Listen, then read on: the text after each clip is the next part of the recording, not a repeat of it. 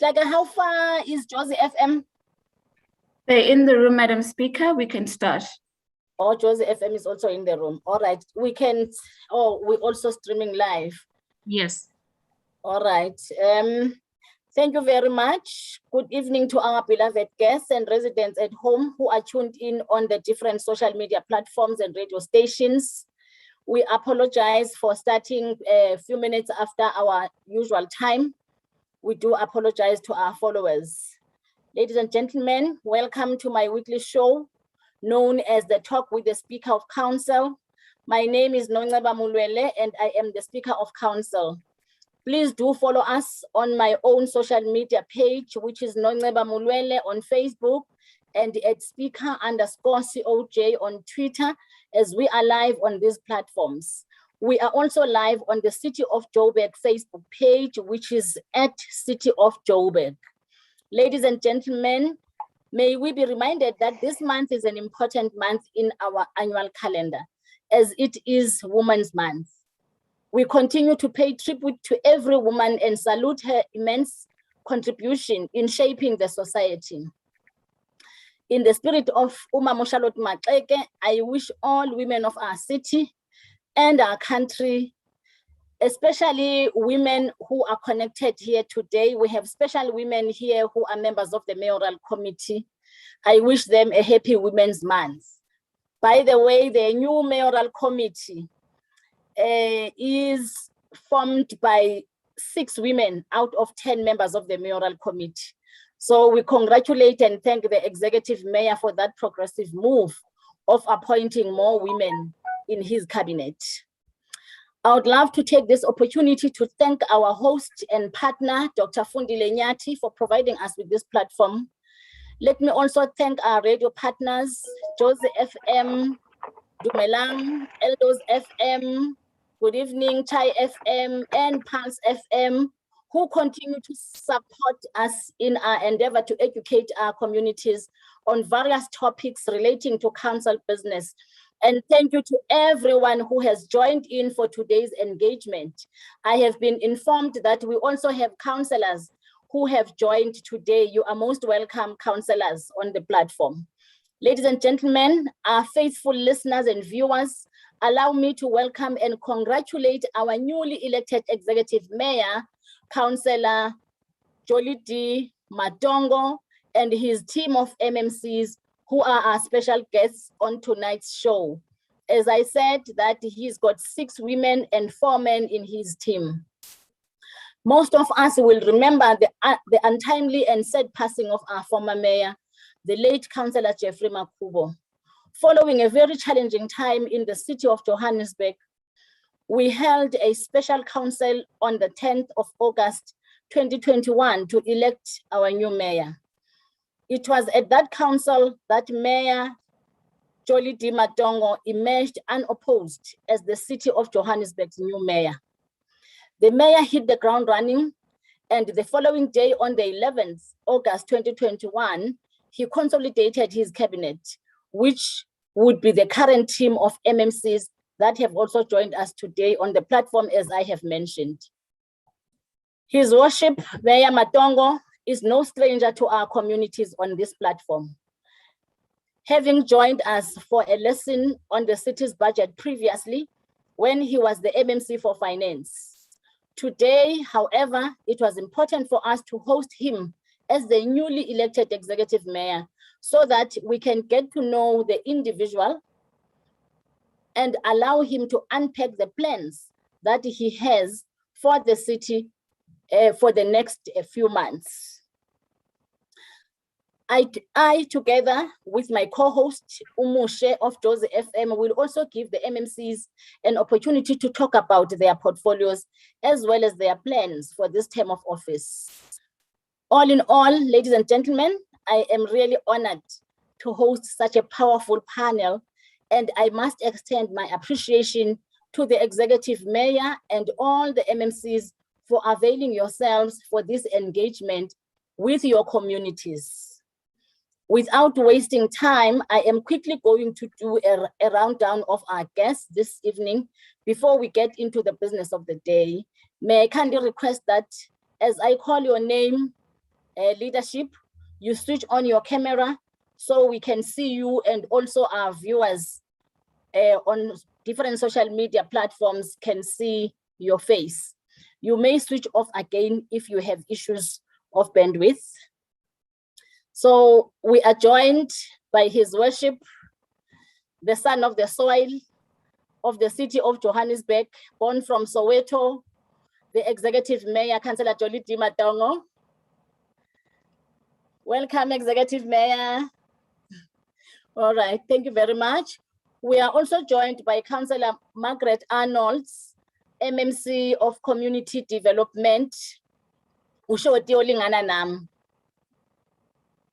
MMC Arnolds, is she here? Is she in the room? She should be, Madam Speaker. Let me follow up. Madam Speaker, yes, she's in. Nobisa, can you kindly put her as one of the panelists? Okay, can you check the MMCs who are not panelists, please, ladies and gentlemen? We are also joined by Councillor MMC Mtoina, MMC of Health and Social Development.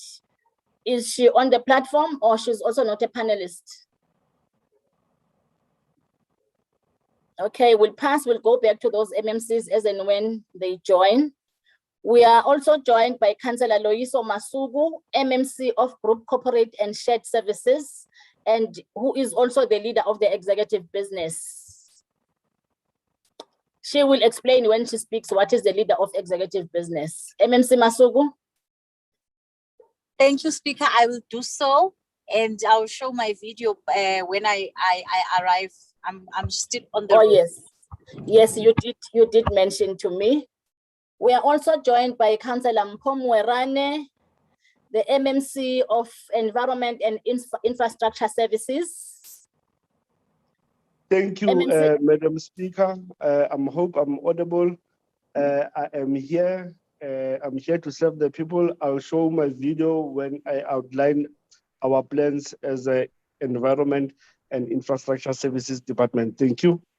All right, thank you very much, MMC. We are also joined by MMC Finance, Councillor Matikiso Mfikwe, MMC for Finance. They are saying she's the first female MMC in the city for finance.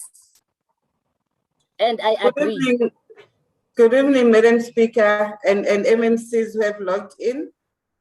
Thank you very much. I am here. The fact is going to be a bit of a challenge because it puts pressure on me, you know.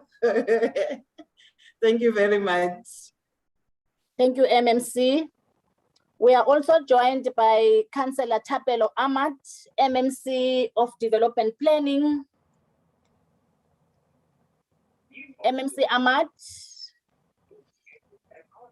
who is in charge of the development of the city. Thank you very much, Speaker. I would like to greet you officially, so greet my colleagues, all the MMCs, acknowledging the presence of the Executive Mayor as well, and greetings to the residents of Johannesburg. Thank you very much. I'll deliberate on the issue when the opportunity arises. Thank you, MMC. We also have Councillor Thomas Mofokeng, MMC of Economic Development. As an economy, MMC Mofokeng, is he around? We don't see him, Madam Speaker. All right, let's pass. We have MMC for Housing, Councillor Mlungisi Mabaso. MMC of Housing, are you here? Yes, Speaker, I am here. Good evening to you, Speaker, the MMCs, the Executive Mayor, and the listeners who are at homes, and members of the media that are co-sharing with you this session. Thank you very much, MMC. I'm not sure if you are still the youngest MMC. I know in the previous term you were the youngest. There are MMCs who had not joined. I'm not sure whether they are here now. MMC Mgcina. Madam Speaker, MMC Mgcina, she's part of the meeting. Nobisa, can you kindly put her as a panelist? Okay. She's part of the guest list. There she is, Mcina. Okay, there she is, Madam Speaker. She's part of the Okay. panel. All right. Can you check all other MMCs? MMC Mcina, MMC for Health and Social Development. Good evening. Good evening, Speaker. I am Thank now a panelist. Earlier on, I was not on the panel. Yeah. I'm MMC responsible for health and social development in the city of Johannesburg. We have just achieved the 1 million Okay. You will talk, people who you will have been talk about that. vaccinated. You shall talk Okay. about that when the time comes. Thank you very much. We are also excited. Oh, okay, all right. Johannesburg is the flag is flying high. On Okay, the thanks, vaccination. Madam Thank Speaker. you, MMC. Thank you very much. Ladies and gentlemen, I think we have to start. I see our guests also are beginning to write messages. They are greeting. There's Lungile Dugwana who's saying greetings to the newly elected executive mayor and members of the mayoral committee. We greet him as well. We have received an apology from Councillor Nonhlanhla Makuba, the MMC of Transport. Unfortunately, she was unavailable to join us on today's program. We shall host her one of the days. To the panel, thank you very much for your presence and you are most welcome. Before I hand over to Moshe, who is my co-host today, let me start with the executive mayor. Mr. Mayor, I know that you have tendered an apology that you will be leaving before we wrap up at 7:30. But before we get into the core issues of governance and service delivery, please just give us a background of the executive mayor. Who is Jolie D. Matongo? We saw the social media and news when you were appointed that you are a foreign national. So maybe it is time that we know you better and your people who are tuned in and who are following us on different platforms know who is Jolie D. Matongo. Over to you, Mr. Mayor. Thank you very much, Madam Speaker, for the warm welcome. Let me assure you and the co-hosts, including the followers of the show, that the executive will work with you now going forward until the end of the term, because we believe the platform provides an opportunity for us to share our plans in terms of what is going to be done, but also gives an opportunity to those that we interact with to raise their issues with us as the executive of the city. I think we are committed, we'll work with you, we'll avail ourselves as and when required. Well, to get to your question, Jolie D. Matongo was born on the 6th of October 1974 at the Chris Hani Baragwanath Hospital. He has never been to Zimbabwe, unfortunately, but has been to other countries in Africa and the world. Truth of the matter is that Johannesburg is like a magnet. It attracts a lot of people in South Africa, in Africa, and the rest of the world. My father, being one of them, a migrant from Zimbabwe, came to Johannesburg to seek the opportunities that all of us come to Johannesburg to seek.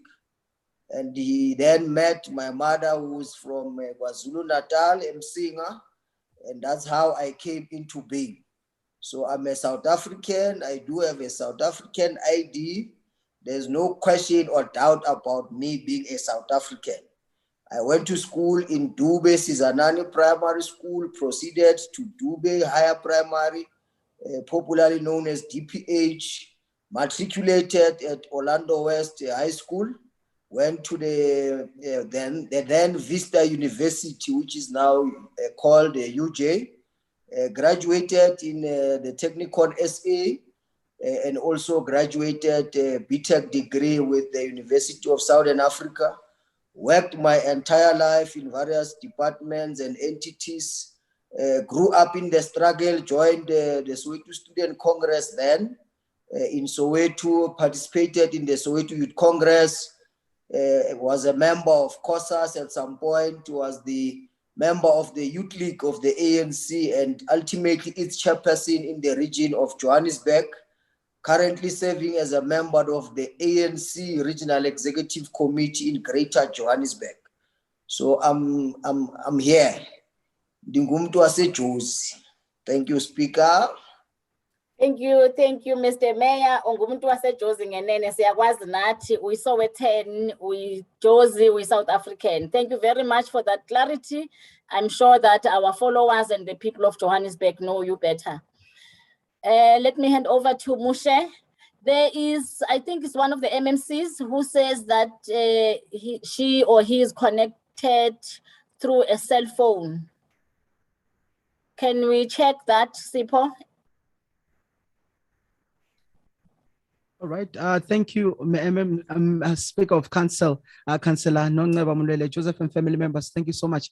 This is our weekly program where we engage with the city of Johannesburg, as we know that the executive mayor of the city of Johannesburg was recently appointed, and we've heard him explaining to us who he is. Of course, Sizanani Primary School is just a stone throw away from where we are broadcasting from here at Joseph FM. Of course, I'd like to continue engage the mayor, as I've heard that you'll be leaving. Executive Mayor, maybe you can now let's talk about as you are entering the office. We know that you've got only a few months as the executive mayor, but you can kindly unpack your vision, your priorities for accelerated service delivery for the city, and where are your straight focus as the new executive mayor coming through. Maybe you can take the residents of the city through that, executive mayor.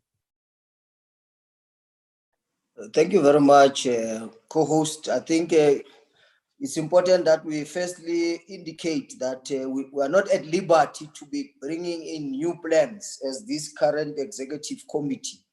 The council meeting held in May presided over by the Speaker of Council, Councillor Nongceba Mulwele, adopted or approved what we call the integrated development plan, including the business plans of departments and entities.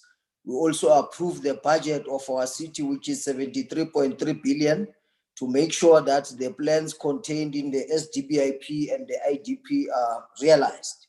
Now, I think it's quite important in summary to give people what the issues are, what they can expect between now and the end of the term. Mm-hmm. One of the key things that we are putting on the table is that for Johannesburg to become a world-class African city, it has to be financially sustainable. That is priority number one. But for us to be financially sustainable, we've got to ensure that the rates and taxes are paid by those who consume the services, meaning that we first want to appeal to people who consume our services to pay for the services, because if people don't pay for their services, the bulk of the budget comes from the rates and taxes. So if people don't pay, then we have a problem. But I think the issue would be, but we pay for the services, but the quality of the services is very suspect. But also others may say, but we are paying, but the services are not provided. So that's why in response to that kind of an outcry, we are saying we are going to be implementing our accelerated service delivery program, which the team says to me is a wall-to-wall service delivery program in a ward to ensure that we attend to the problems in the ward. So the approach in the accelerated service delivery program is very basic. But how do I speak? We think that we've got to ensure that firstly, we are going to receive a report from the administration to say in Ward 1 in Orange Farm, what are the service delivery failures that we have there? They must tell us there are potholes in this particular street, in this block, there is a blocked sewer main, all the problems of service delivery that the city must attend to. They must be documented, they must be provided to us. We'll then take those and give to the relevant entity. So if you say Ward 1 in Orange Farm, this area has got a problem, the water pressure is not up to scratch, or the street lights are not working, or they are not there. All those problems will be documented. We will take those, give to the various entities and departments who must then give the depots that are servicing those areas. And the expectation, therefore, is that from next week, Monday, the executive mayor, including the team working with the councillors on the ground, will be going across the city to do spot checks, to say to City Power, we have given you a list of streetlights that are not working in this area. You have had more than 72 hours to respond to the problem. The streetlights are still not working. Can you then come and deal with the problem? So that we don't have a situation where people report these things, the officials sit with them, they don't attend to them, and we expect that there will be changes in the way that things are done in the city. So one of the critical things that we're doing is document the problems, because we all agree, we know the problems. I can assure you, we know the problems. I can assure you there in the studio. When you pass there at the studio, you go past Dube Station, as you go towards, Mfolo, that side. As you get to the cave, the road there is not good. I can assure you, I've been there several times. So we know about it. But the question is, if we know about it, what are we doing about it? So what we want to do is to be systematic, to say, even you there at studio or at home, if you know that there's a service failure, the traffic light has not worked for the past 6 months, that thing must be reported and we must give it to the relevant people who must fix it. And then we must follow up to see if it has been fixed. If it has not been fixed, then it means those that were paying money to fix it for us do not take their job serious. Therefore, I think the honorable thing is for them to go and sit at home so that we get people that can be employed, who can do their job, and we pay them. So that is our approach. It's a wall-to-wall, word-to-word campaign of accelerated service delivery. We are intolerant to non-responsiveness by departments. And I think the culture we are trying to create from now going forward is that the problems must not be attended to because it is the executive mayor that has told City Power that the street lights are not working, or it's the MMC that has reported. The problems must be attended to, even if it's reported by a Brian Maruping in some corner in Omonde View with no status. If a call has been logged, a job card must be issued, the team must be dispatched, the things must be attended to. So that is the culture we want to inculcate among the staff members of our city to make sure that they are responsive to service delivery. Coupled with that is the whole issue of our intolerance to under expenditure of money. Because as the TG of the ANC says, under expenditure of money is a crime against the poor. Now, if we say we are proud that we are leading a city of a 73.3 billion budget, but at the end of the day, at the end of the financial year, 400 million is taken away from us as grants that the national department gives to us because we have failed to provide housing, or we have failed to fix the roads, or we have failed to give people food, or whatever the thing is supposed to be done. Then it means that we don't deserve to be in office ourselves. We should as well leave, because there's no point of us saying the officials must be taken to task, but the executive still occupy the office. So our attitude is quite clear. Service delivery is the first priority to ensure that the problems that people experience on a daily basis are attended to. But if the ones who must attend to the problems are not doing so, we must act ourselves. You must show that you don't deserve to be here. You don't deserve a paycheck on the 27th of each month. You can go sit at home. We'll get a motion to come into the job and do the job and get paid. So that's the thing that we're going to be doing as a critical thing of the program. But this builds then onto the other programs that we are going to be doing. For instance, integrated human settlements is one of the things that we are going to be focusing on, ensuring that we provide social housing, the various programs around the RDP houses in Lufereng and Lehigh and all the other areas. We are going to be ramping up those. We are going to ensure that the community facilities that have been built and are not yet operational are operational. I got a message from one of the councillors in Ward 122 around Lehigh, Vlakfontein area and Zakaria Park, they are complaining.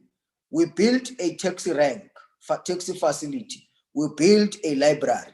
Those things have been completed long ago, but they are not open, they are not operational, and people have started vandalizing. So the immediate task for us is to ensure that where we have built a library, where we have built a community facility, those are open, they are operationalized, they are secured, so that our people in those areas have got access and they can enjoy the benefits that come with those particular facilities. The issue of jobs become important for us. I think we can all agree that joblessness is a big problem. As a city, on our part, we are going to be employing 10 people per ward to ensure that they assist the city on a daily basis. So you would expect in your ward that there will be 10 people employed in that ward whose job is to wake up on a daily basis, go around the ward. Part of the things they'll be helping us with is ensuring that the cleanliness of the city continues as a small portion of their work. But big part of their work is to ensure that they identify those problems that are there. There's a pothole there. It's their job to report it immediately, to ensure the depot is aware and to make sure that they follow up that those things are attended to. Pick It Up has got a program to employ cooperatives, which in turn must employ 15 people per ward just to deal with the cleanliness of the city. I think we have received bad reviews in terms of how the city looks, the aesthetics of the city. People are saying the city is very dirty. So Pick It Up is coming on board to help us with that program on the ground. Tonight, we are going to the inner city ourselves with the MMCs to ensure that we become part of the cleaning program of the inner city. We are expected to create, according to the plans of the city, about 13,000 EPWP work opportunities. And we are saying to the officials that is not enough. We want to see at least about 20,000 work opportunities that are created, and those work opportunities can be done in a number of areas in our co-production program, because we believe it is not rocket science for people to go out and draw a stop sign. We have seen people employed or contracted to draw a stop sign. Instead of stop, they write stopped. So we can do a crash course. We can train people in basic things around road markings, and we get young people in those particular areas where they live to do these things of road markings. The whole issue of potholes, we can train young people in the art of doing these things, and those things can be done. So we are looking at the Department of Economic Development, Councillor Mufukeng, there to help us ramp up the numbers of the EPWP jobs that we can create. 13,000 is the target, but we think we can reach 20,000 or more in relation to that. The whole issue of youth development is important for us. We have set aside an amount of 90 million over the medium term to ensure that young people in the city of Johannesburg have access to skills development programs. They are enrolled in programs that help them with drug and substance abuse. They are enrolled in programs that can help them with the ICT skills. But our approach is one that says, enroll people in a program like a youth service program, which has got a number of components. Whilst they are in a program, they get trained, they have the skills that are required by various industries. So there's a training component. But whilst they are being trained, you need to ensure that they provide a particular service to the communities which they live in. For instance, if MMC Mabaso were to help us with a youth build program, which is a program that says there's a problem with the housing and there are problems with youth unemployment. How do we get young people to be trained and skilled as artisans, as builders, as plumbers, so that we get the very same young people in a program to build houses? So they get the skills to build the houses, they build the houses, but they also get the allowances that they should be getting in the process. So our approach and orientation is that get young people in a program, that empowers them with their skills, but also whilst they're being empowered with their skills, they're also on the ground providing a particular service as their response to the communities, but also empowering them or giving them some kind of economic incentive so that they are able to deal with the bread and butter issues that they face. There's quite a number of programs, Speaker, but I think I'll take most of the time. Let me just conclude by just responding on the other, I think, 3 key programs that we are doing. One of them, as you correctly said, Madam Speaker, is the issue of, we're in a Women's Month, and I think it shouldn't be Women's Month, it should be Women's Day every day, 365. That's the orientation of the movement. Now, the whole issue of gender-based violence and femicide is one of the key priorities of the city. When we went to Orange Farm with the late executive mayor, may his soul rest in peace, the people there said Orange Farm is one of the hotspots of GBV and femicide. What are you doing as a city? And our response has been that we are going to be setting up a center to deal with GBV and femicide in Orange Farm. It has been done. We have allocated the money for that center to be put up. So what we are going to be doing in the next few months is to follow up with the department to see to it that that center that helps us with issues of GBV and femicide is set up, is functional, and people in Orange Farm and surrounding areas have got access to the services that are provided there. The other issue that I need to talk to, Madam Speaker, we are in COVID. Therefore, a number of our people are not able to go to the office. They are requested from time to time to work from home, which requires them to have access to the internet. So we are going to be rolling out 1,000 Wi-Fi hotspots, free Wi-Fi hotspots across the city to ensure that people that are at home who must work from home are able to do so. But most importantly, our youth and our students who must access the resource materials online so that they are able to do their work, their schoolwork, they are assisted. The last point, Madam Speaker, which I think MMC Mgcina will build on later as you were asking her, is our focus on the COVID pandemic, reducing the impact of the COVID pandemic, because it's quite important that we have a response to COVID. There are a number of things that we are doing around COVID, but I think for now, for today's purpose, is our program around the vaccination drive, appealing to communities to go to our 53 sites that we have set up to make sure that they are vaccinated, because the trick is the more of us are vaccinated, the more likely it is that the president and the National Command Council will say there's a drastic reduction in the number of COVID cases that are reported per day. There's a reduction in the number of deaths related to COVID. Therefore, it's important that we then move the country back to normality. And I think we all want to enjoy the things that we used to enjoy. We are unfortunate, some of us who are Pirate supporters, who are Chief supporters. There was a derby we couldn't go because of COVID. And I think our elderly, especially the grannies and the opas at home, they really want to be in church. But the churches are saying the over 60-year-olds can't come because of this pandemic. And I think it's important that we send a message out there to say, let's get more and more of us to be vaccinated so that we can then be able to move the country to some level of normality. But as I said, MMC Mgcina will talk about the good news and the things that we are doing in that space. So, Madam Speaker, I think at a high level, let me just stop there. I think there are a number of priorities. There's economic growth, there's a safer city, people are concerned about safety. There's a problems of electricity, especially in Soweto, in Diepsloot, in Orange Farm, Ivory Park. MMC Mweran and the team are there to speak about those things. Thank you, Speaker.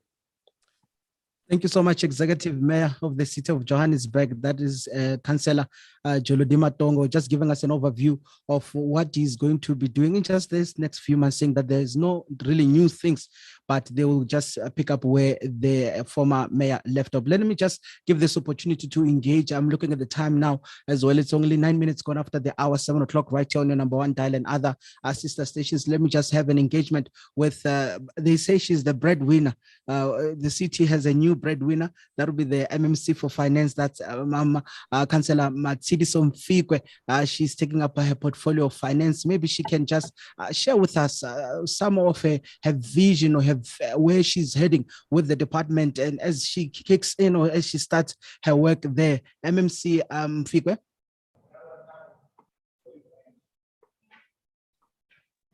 Thank you very much, Moshe, and to the listeners of Joseph M and the other radio stations. Look, as the executive mayor was saying that we're not going to necessarily bring in new plans because already the processes have moved. I guess what one could say in addition to some of the issues that the mayor was raising is the fact that we just need to ensure that revenue enhancement is indeed enhanced in the city and revenue is indeed collected. Using technology also in assisting communities to access their bills and manage their own bills. There's something that we need to push and make sure that it does happen. Also ensuring that the cyberspace of the city is indeed protected going forward, because we do have groups, ICT in the portfolio. Also working with communities and the crime unit in ensuring that we do respond to some of the challenges that the executive mayor has raised as he was making his input. We can't overemphasize, Moshe, with our residents that the need for them to continue paying for their services so that we are able to continue providing the services that they need to get from the municipality. We do ensure that we will work with the team in ensuring that some of the programs that needs to be done are indeed done. A critical point that the executive mayor has raised with us is the fact that we need to cap wasteful and fruitless expenditure. So we're putting that on the radar screen so that we are able to use the budget that has been allocated in ensuring that we do pay and buy the actual products that we need to buy. So wasteful expenditure and fruitless expenditure, we are going to work at ensuring that it is gone. Given anything, financial sustainability of the city remains a critical point that all of us need to strive to. So all the departments that are contributing into revenue collection would have to ramp up their work, would have to pull up their sources so that we are able to collect what we are supposed to collect as the city. Given anything, we are joining a team, Moshe, a team that has been there, a team that has been doing work. So we have a responsibility to make sure that the work that they're doing, all they were doing is enhanced, but making sure that the city remains financially stable. Thank you very much. Indeed, I hear you talking about that the city must be financially stable. Okay, let me just now welcome the new MMC as well in the portfolio of economic development. That is MMC Thomas Mufukeng. MMC, you can maybe take us through your portfolio and some of the plans that you have over the next few months for the critical, if one may say as well, portfolio in the city of Johannesburg. That's the economic development. Good evening, sir. Can you hear me, sir? Yes, you are very loud and clear, sir. Thank you. Good evening. You know, I'm quite excited to be part of this dynamic team. It is not long that the mayor of Johannesburg has actually appointed me into this portfolio. But I would like to say, you know, when the government of local unity started in Johannesburg, we set forth 4 priorities that I think are very important, not only to the governing parties, but also to the communities out there, because at the Department of Economic Development, we are looking at 4 priorities that has to be taken forth.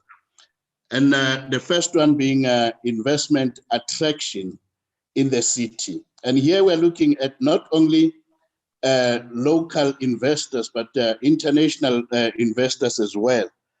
because Johannesburg is Johannesburg, and Johannesburg is a city that we all know that it has made its mark even amongst its peers in the international arena. And we just want to keep it right there. You know, my department is important because it deals with all different communities. It deals with what we can regard as the rich or the affluent community and the middle class, and you'll go to the poor of the poorest. So we are excited that you know, we are servicing the three spheres of economical level at the same time.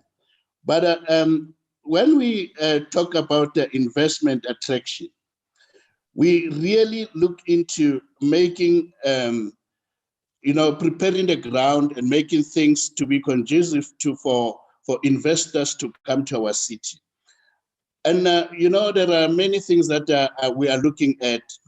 The fact that we have seen in the previous years, business leaving the CBD of Johannesburg, going elsewhere. We are now coming up with strategies that will bring business right there, because we know that the infrastructure is actually connected to the CBD. So we are actually looking and working very hard on that. And the second, sir, it will be the issue of SMME support. If we are not going to support our SMMEs, I can tell you this country will not be able to put this country where, or will not be able to put our city where it belongs, because through SMMEs, we have quite a lot of activities happening. Job creation is right there, because we all know that small business employ more than what we can call maybe corporates and so on. So we are developing the small businesses through a lot of programs that we have come up with. Amongst the programs that we are thinking that they will improve this is to link our department with business forums that are out there, where we can listen and talk to the business people and say to them, look, what are your challenges? How can we help as the city? How can we improve and help you improve your business directly and indirectly? And by directly, I mean, you know, where we can assist in opening channels for procurement to take place easily through the tender processes and so on. And indirectly, you know, it is where we come into to give people the support that they so much need in starting businesses and doing all kinds of things that I think are important. All right. And you know, the third one will be creation of EPWPs in every entity that we have in the city, because we know the mayor has just stressed the importance of EPWPs, and that is where we are saying we need to make sure that the city has people that have access to this job creation. And sometimes you go to big business to say, look, we have people that will require your skill, maybe in brick and mortar. Yeah, yes. Sorry to interject. Say, I'm looking at the time. I just want to give others as well a bit of an opportunity to share with us what their plans are. I'm just going to quickly go to the MMC, Mpho Moerane. We know that his unit as well deals with the issue of environment, infrastructure.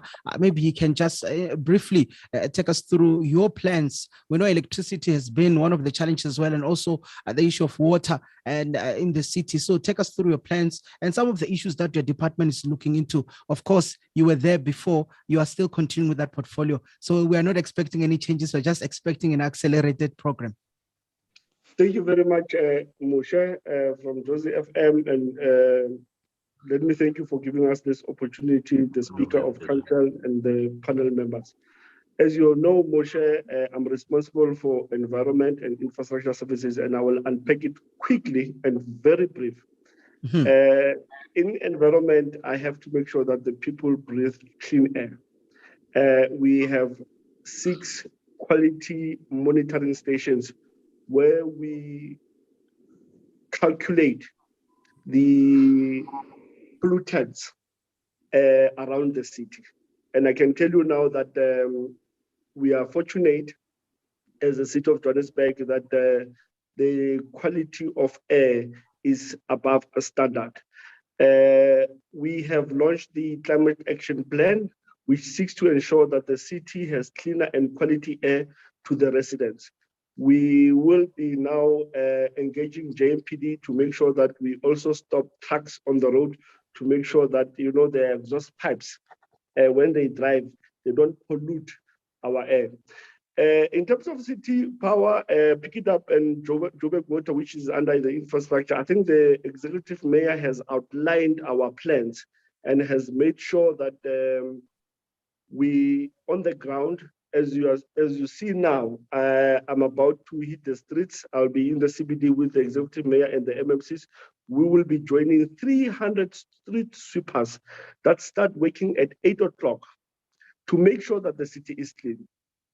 Moshe, we want to make sure that the residents of Johannesburg, when you wake up in the morning at 6 o'clock, like I do, when you switch on your light, there's electricity. When you go to the bathroom, there's water, you help yourself, you know, in the morning. When you go to the kitchen, you are able to utilize your kitchen utensils without problems, without hassles. When you get out of your car, you drive, there are no potholes. The robots are working, and what we want to do, we want to make sure that your interaction with government is on top. We don't want you to call us because you wake up, there's no electricity, you have to phone. But to cut it short, in terms of city power, we're looking at energy mix, we're looking at gas, waste to energy to make sure that we have sufficient capacity. We are in touch and negotiating with Cllr Power Station to increase the megawatts that we're getting so that when Eskom does stage 2 load shedding, we are able to give that electricity through Cllr Power Station and energy mix. The mayor has touched Soweto, Ivory Park, Diepsloot, Orange Farm, and Five Town because they are under Eskom. We are in negotiations with Eskom to find the most suitable way to provide continuous electricity to those people. We will be making an announcement very soon. Moshe, in terms of electricity, we want to provide a reliable electricity supply. In terms of pick it up, as you can see me now, I'm about to hit the streets. We want to see a cleaner city. We are collecting refuse removal. Our target is 98%. We're sitting at 97%. We're almost collecting as we are, but we have a challenge with illegal dumping, which we have a plan that we will deal with it. So most key is recyclable material. We want to make sure that we take less refuse to landfill sites because we're running short of landfill airspace. So we want to recycle more. That's in short. In pick it up, as I want to save time, under Joburg Water, we are providing 99.4 blue drop water quality. We're one of the cities, actually our water, Moshe, is the cleanest. You can be happy to drink tap water. You know, when I joined City Power, when I joined the department, in the past, Joburg Water had bottled water. I asked, why are we not having bottled water? They said, MMC, tap water is the most safest and cleanest in Johannesburg. I said, oh, thank you. We are not bottling it because we are saving the environment. We don't want to create more plastics in our environment. As I said, we are refurbishing our wastewater treatment plants. We will also soon be commissioning new water reservoirs to make sure that at all times people have water. We are putting generators at our pump stations. If we have a load shedding, We will then use generators to pump water so that when there is electricity failure, people don't suffer with water problems. Moshe, I think my boss, who is the executive mayor, has outlined more of our programs. We have a Cleaner Joburg campaign that today we are going back to the streets at night, and also the accelerated service delivery, where we'll be going on the ground to check if things that people complain about are fixed. And I will leave it there. Thank you very much. All right, Councillor, thank you so much, MMC there. Pomwerani, I will just maybe talk to Mama Councillor Eunice Mtun. I know she wanted to celebrate the city of Johannesburg has surpassed the 1 million mark of those who have received their jab. Let me introduce Mama in just a minute, Mama, and then just tell us about your portfolio roughly and some of the key areas that you are going to focus on this term. As we know, we've got only a few months. MMC for Health and Social Development. Yeah, thank you very much, Moshe. Greetings to all the listeners at home.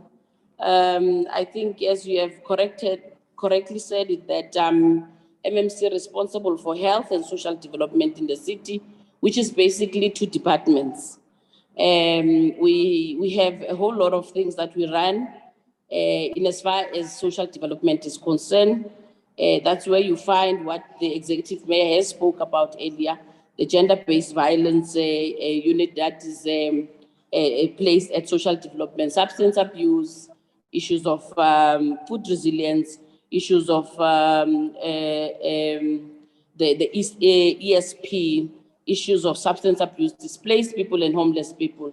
That is basically what we deal with at social development. And there are plans and programs in place to make sure that we attend to those particular programs.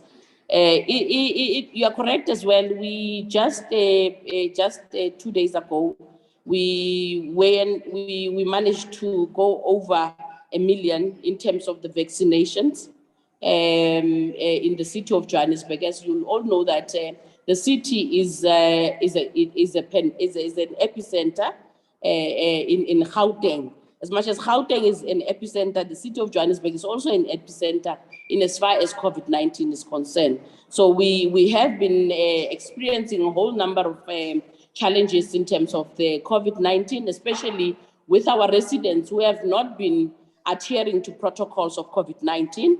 And we still call upon our residents to really and honestly continue to adhere to the protocols of COVID-19, because it's very important for us to fight this pandemic. Otherwise, we want to encourage all our residents to go out in numbers, to go get their vaccines.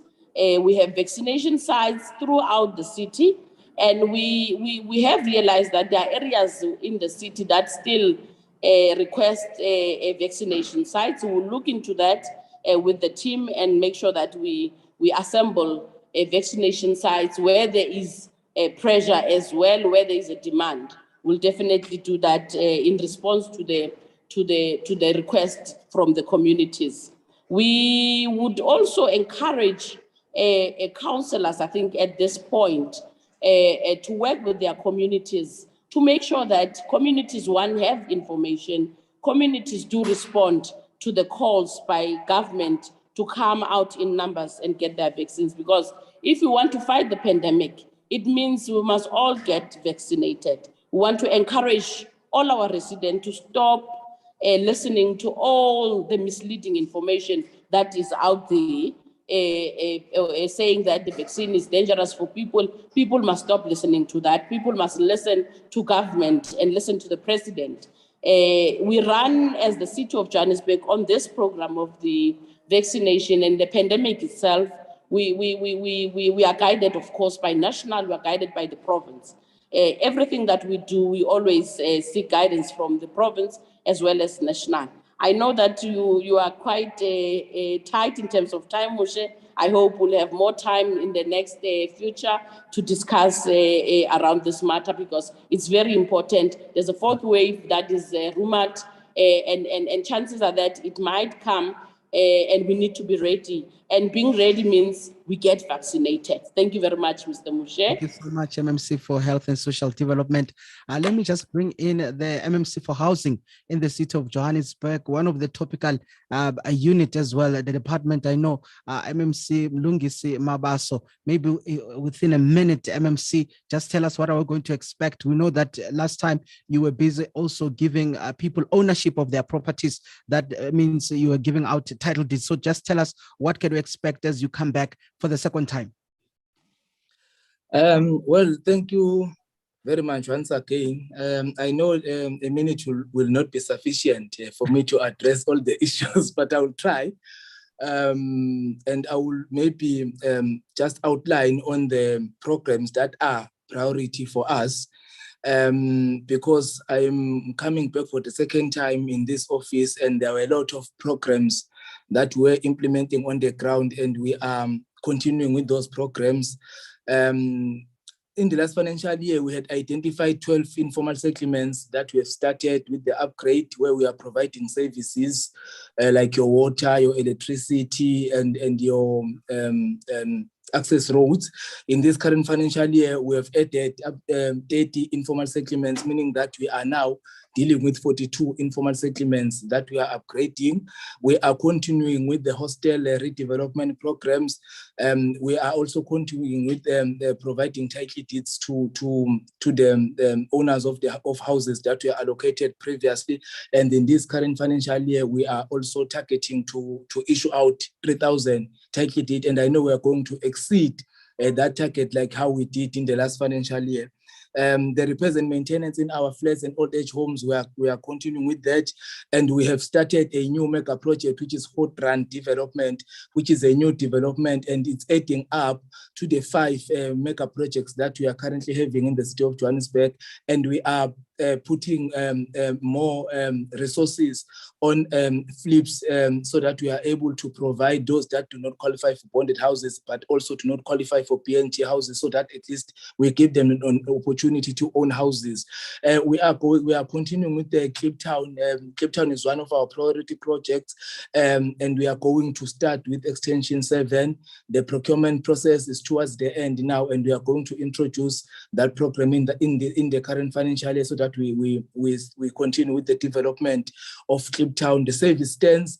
We are busy because there are sites that we identified. We are continuing to put in the services there, so that we are able to provide people with service stands for those that will be able and that will have financial muscle to build houses for themselves. So in a nutshell, I think just to sum it up, those are the programs that we started in the last financial year.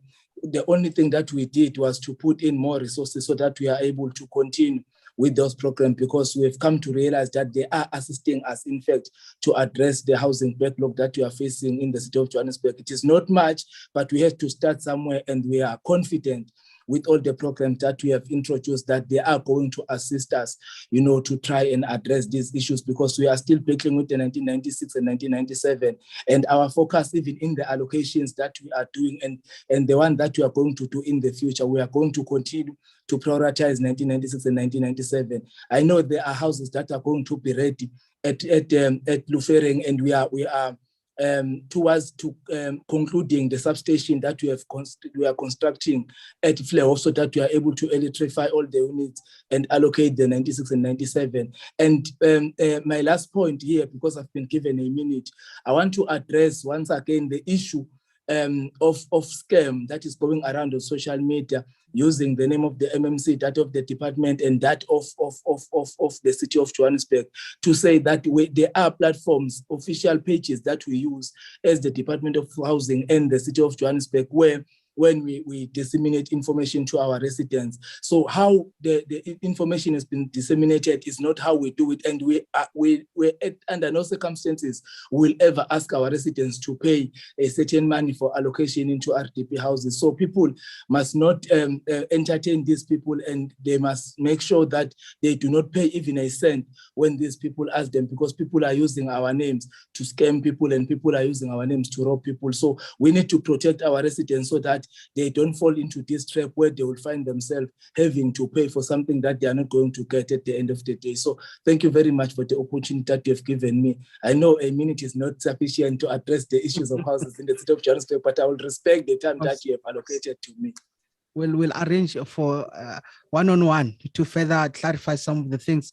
Speaker, I think that's where I will conclude with you this evening. And I know you'll proceed with the remaining other MMC. Of course, I think we can also have one-on-one with all the MMCs just for them to outline some of their programs from their respective departments. I know there are a number of challenges that the city we are faced with and some clarity are needed. Madam Speaker, thank you so much. And as I hand over to you.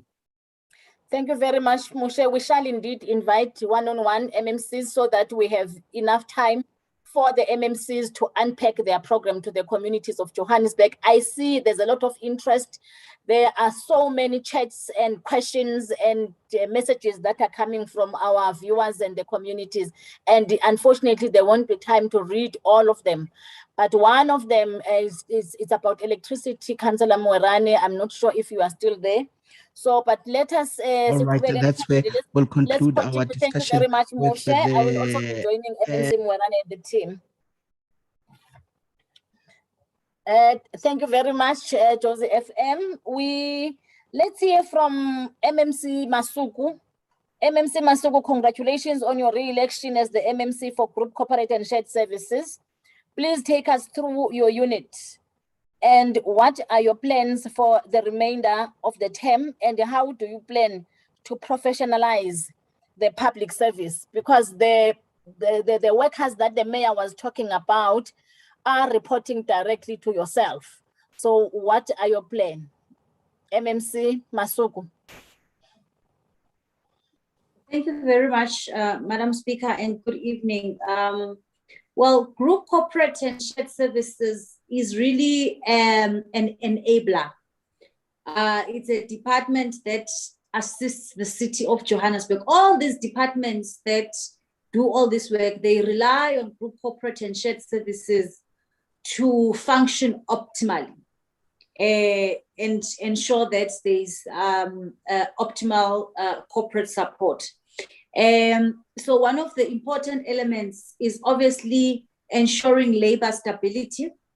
It's an important element because if you are in an environment where you are dealing with employees and unions, you have to be able to ensure that you engage, you listen, and you interact with the union representatives who represent employees, and to ensure harmony in the institution for the good of the employees. If employees are unhappy, you can rest assured that you are not going to have an environment where they will work. So services are going to be affected. That is why it's important for them to have access to skills development, access to incentives, and access to wellness programs so that they are able to function optimally and be able to provide effective and efficient service delivery.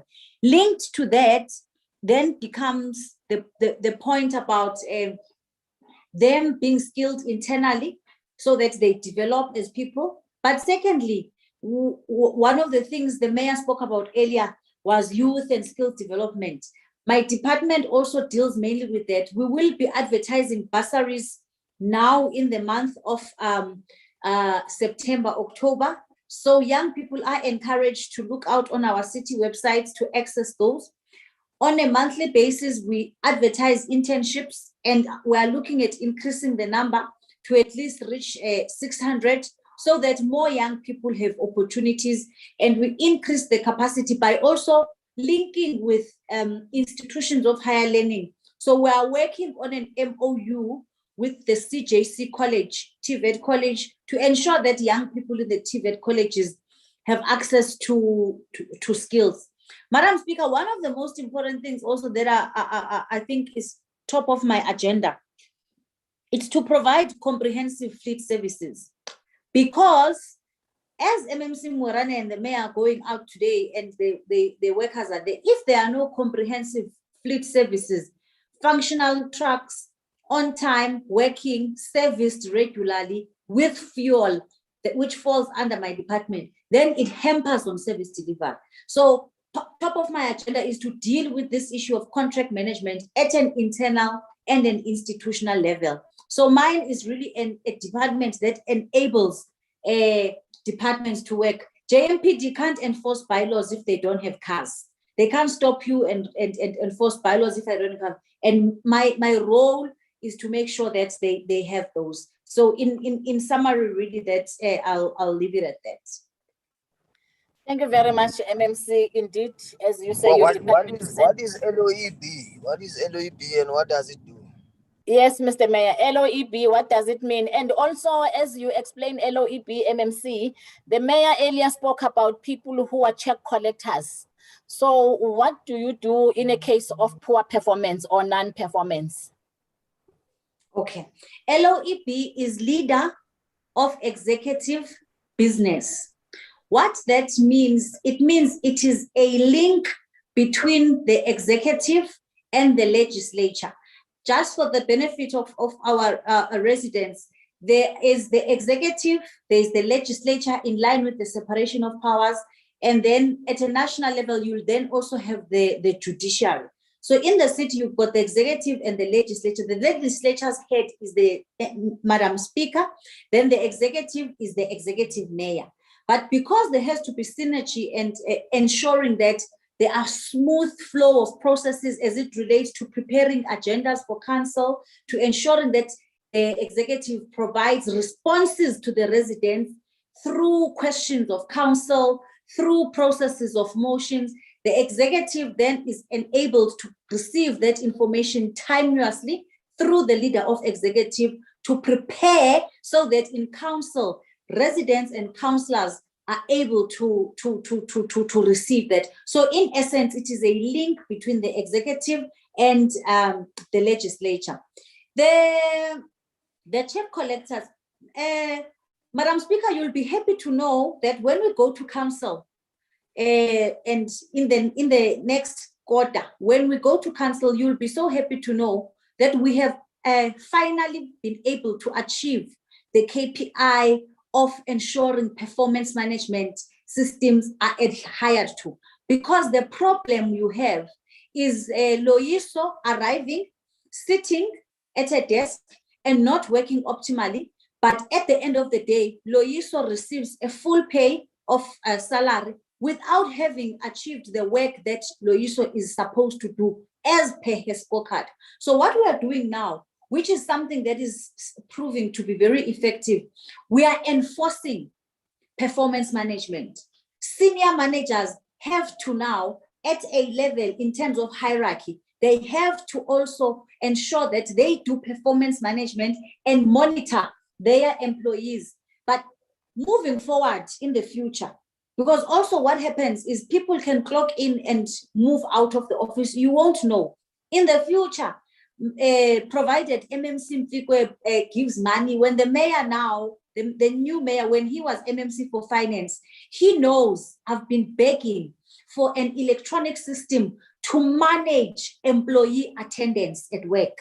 But I'm sure with further engagement, we will be able to then get more money and prioritize, because optimal functionality of any institution depends on the human resources. So if you don't have human resources who are working and providing services and not faking that they are at work, because people fake that they are at work, and therefore that is robbing tax from citizens of Johannesburg. Okay. Thank you very much, MMC. We appreciate that monitoring of productivity. Hey, time. I want to promise the residents that we shall indeed bring MMCs. Maybe we'll bring 2 at a time so that there's enough time. I see there are a lot of messages that are coming through. And now we are rushing through. We'll read the messages after. We might not even be able to respond to your messages. MMC Mkwena, are you available? Is MMC Mkwena in the house? I'm here. Okay, MMC, I don't want to leave you outside. You were invited and from then you are unable to outline. You are very important. Our security depends on you. Our security are in your hands.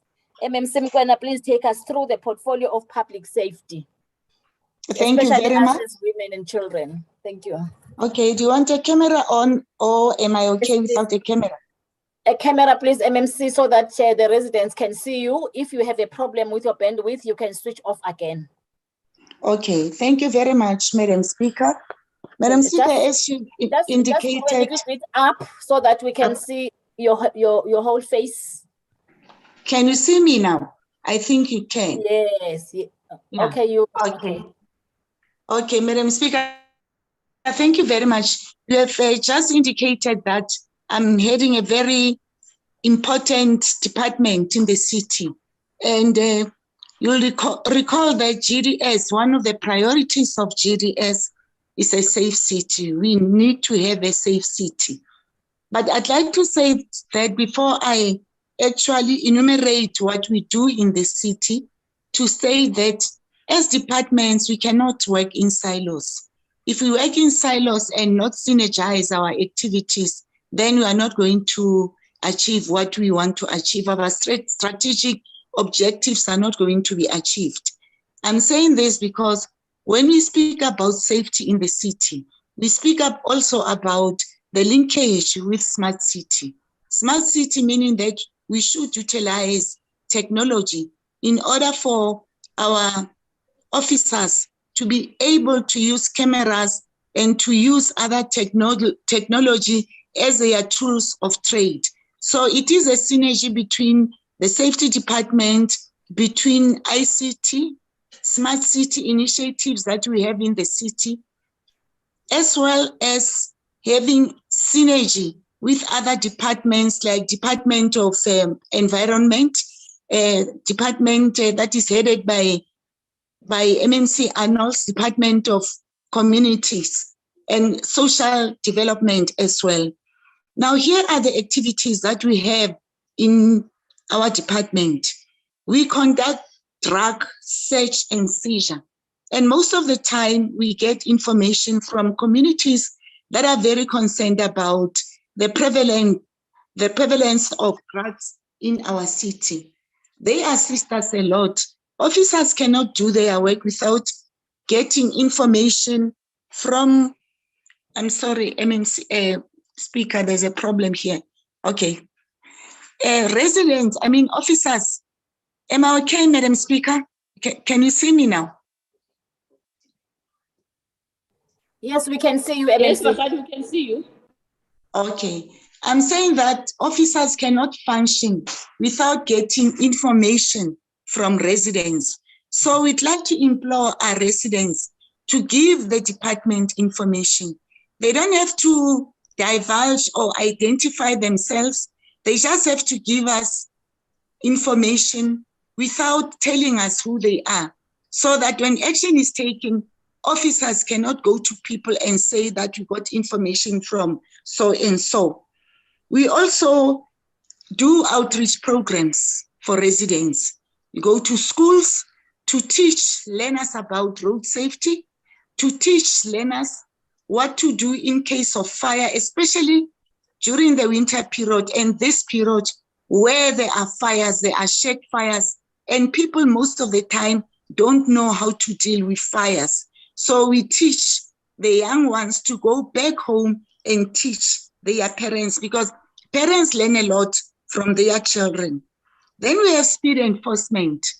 I think you'll understand that, especially over weekends, despite the fact that we have lockdown regulations, people just fly on the roads, especially where they realize that there are no officers on site. So we have speed enforcement, and we also would like to implore motorists to please try and reduce their speed, because we have lost a number of residents due to people just flying and not observing the speed regulations. We do events management. Where there are events, we assist residents to conduct their events, and where officers are needed, they are present there to assist our residents. Accident investigations. Where there's an accident, there are investigations, and there's fatal and serious accidents, then there are reports relating to that.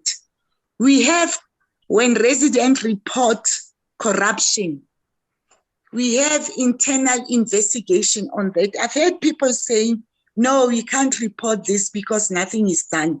Nothing will be done if people do not report what they are seeing in relation to corruption. Officers are required to wear their name badges. If they do not have name badges, please write down the registration of the car, the area where a transgression or corruption has taken place, as well as the time. When you do that, then you are making it easier for our internal investigation department to investigate any forms of corruption. So whenever there's corruption, please do not keep quiet. I see people speak on social media and they expect us to take action. If we do not have information regarding what has taken place or the transgression that has taken place, then you are unable to do anything like that. I would like to implore also our residents to please work properly with our officers. It is very disturbing to see sometimes on social media residents insulting, assaulting police officers. That is not right. Because when they retaliate, it is not a resident that is wrong. It is a police officer that is wrong because they're not supposed to be having an altercation with residents. All they have to do is to educate residents, tell them that this is what you are not supposed to do, or this is what you are supposed to do. Let me cite an example of masks. People don't like wearing masks. But then I've noticed that our officers on the streets don't fight with them. They request them to put their masks on. And when they are requested to do that, most of the time they fight. We have security services in the department. The security officers you see in all the buildings belong to the safety departments in the city. So if you see anything unbecoming relating to the presence of a security officer that would leave their posts, we know that they do that most of the time. Please do that. There is a number that will be provided. I don't have it readily available now, but it can be at a later stage be provided to residents so that they can report those activities, unwanted activities. We have a licensing department in the department. We have a licensing in Langlaagte, Midrand, Randburg, Roodepoort, and Sandton. And we are aware that people are experiencing problems in relation to renewing their licenses. That is not because the city is unable to do that. The city is an agent. We work with RTMC, and sometimes when we provide information to RTMC, then there's a breakdown of technology. So it is not the city that's responsible for that, but we have put measures in place. We have said that we are going to work until 6 o'clock in future, meaning 18 hours, so that people that come back from work and want to go to one of those licensing departments to renew their licenses can do that. Licensing departments work until Saturdays, they are open, and you are looking at opening on Sundays if there is a demand for that. So people should not be scared to come to us or to contact us to seek information as to how they can renew licenses. They cannot be arrested for non-renewal of licenses, but we can assist them to go to centers that will be open for them to be able to access those services in the city. Okay, I do not know. Much, MMC. I'm going to cut you now because of time. We have to finish at 8, and we still have 2 MMCs that need to give us some highlights. But like we said, that the departments are very important. The safety of the citizens, crime is very high. You are also one of the MMCs that we'll have to bring back to the show. Thank you very much, Erakadi, and sorry to cut you or to interject. Okay, Madam Speaker, I'll come back to the show. Thank you very much. Thank you very much, MMC. Thank you. May I quickly request Councillor Margaret Arnold, MMC Community Development, if you could please take us through your portfolio. I know you have swimming pools, you have cemeteries. Just a summary, please, MMC.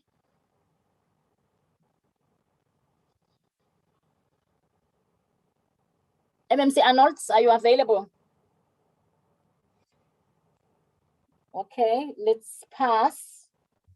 MMC Tapelo Ahmad, Development Planning. The spatial disparities in the city, development planning, the planning of the city, people who are building without plans. Please take us through just for a few minutes. Thank you very much, Speaker. I'd like to greet the colleagues.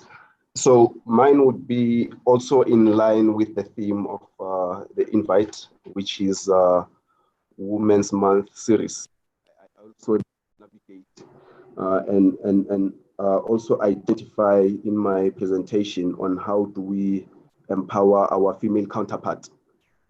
It's very imperative as well, because they are amongst the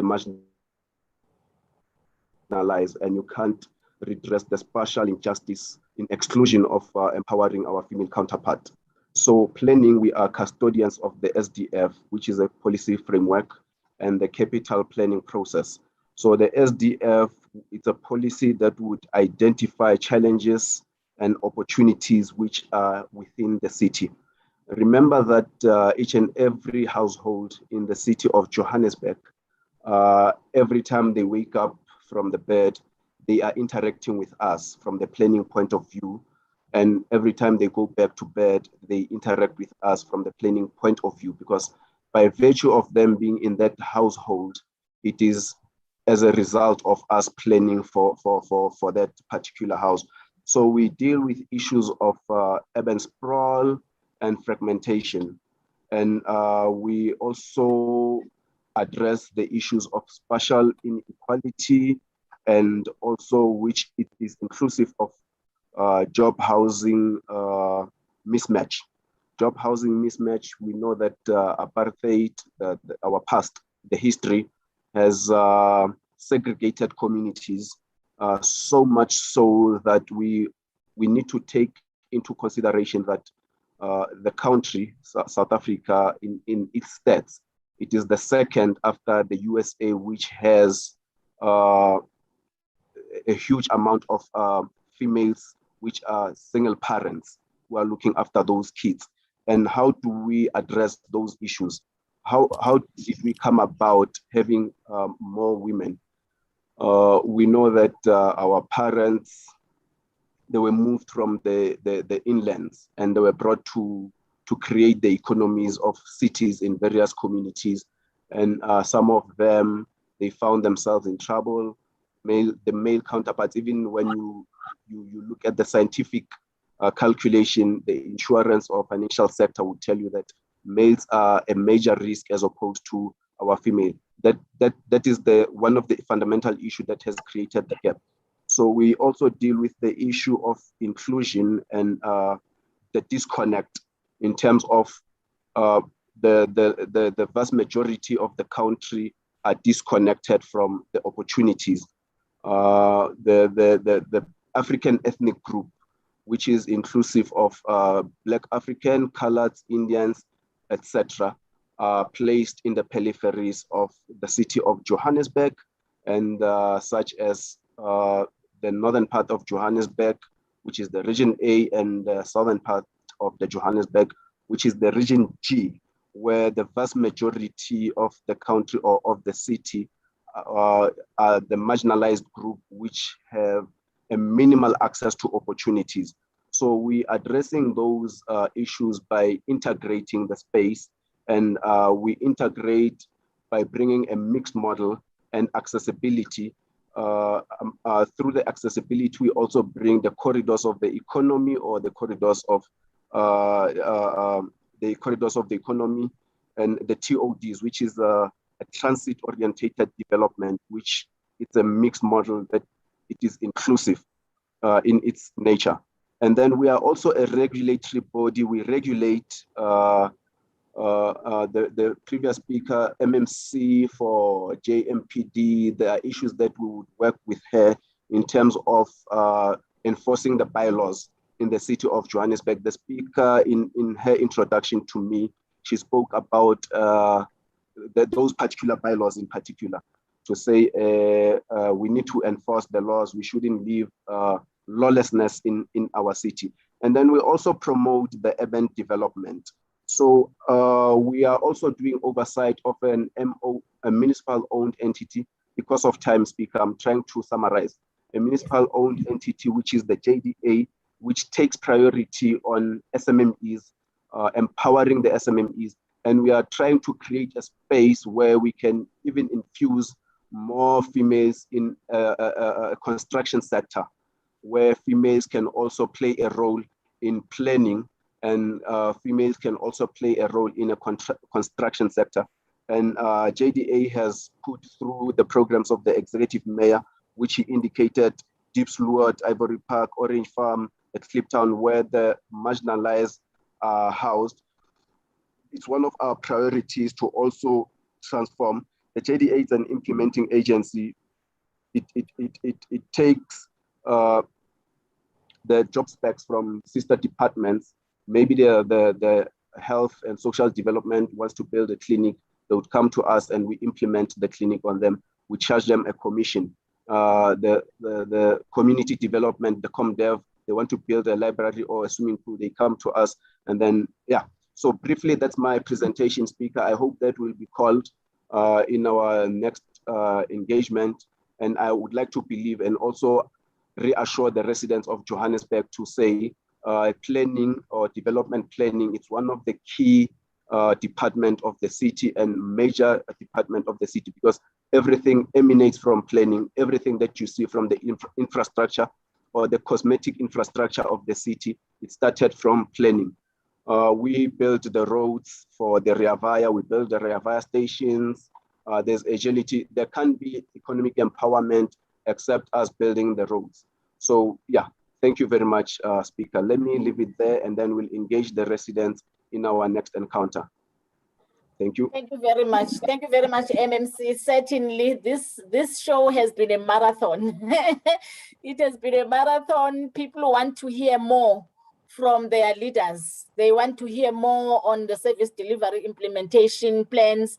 There are so many. We are going, I'm going to ask the team to make sure that these comments and questions and challenges that are reported by citizens here on the platform find their way to the executive mayor's office as well as to the MMCs. Team, if you can package them according to the MMCs and the departments and forward these comments to MMCs. Where possible, if there are contact numbers, also put the contact numbers so that the MMCs can communicate with the residents who have reported problems here. Some of them are congratulating the MMCs, they are saying good work. So unfortunately, to our viewers, we do apologize. We normally give you an opportunity to express yourselves and we read your messages, but unfortunately today we can't. We have gone beyond 8 o'clock. I'm not sure if the executive mayor is still connected. I know he's now on the ground. It would have been nice, Mr. Mayor, if you are still connected, just to say a parting shot and maybe if possible, we see where you are working. I will be joining you soon, but if it is possible, just for the community to see that you are in overalls with your team and you are on the ground. Is the mayor still connected? I know he was connecting in the car. I think Mr. Mayor is no longer in the room, Madam Speaker. Okay, all right. All right, he's no longer in the room. Okay, thank you very much, ladies and gentlemen. Let me thank you for this powerful session. Thank you to our powerful panel and listeners at home who took time to watch this. Was the longest show ever. We normally finish at 7:30, but it was very important. It showed that our people have been thirsty to see and to hear from their city leaders. So as we have promised, we are going to request the MMCs even the mayor to come back next time. Thank you very much to the stations, to the radio stations who have tuned in, radio stations that will also be broadcasting even tomorrow. Joburg Pulse, Chai FM, Eldos FM, as well as Josie FM. Thank you very much. We know that your listeners have also made comments here on the platform. Thank you to the executive mayor and all the MMCs. Thank you so much. We really appreciate. We will keep on having these sessions and empower our citizens. Thank you so much. See you next week, Wednesday.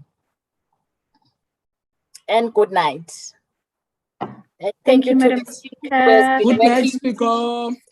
Thank you, Madam Speaker. MMCs. Thank Good you. work, Night, Madam Speaker. MMCs. Thank You you, MMCs. MMCs.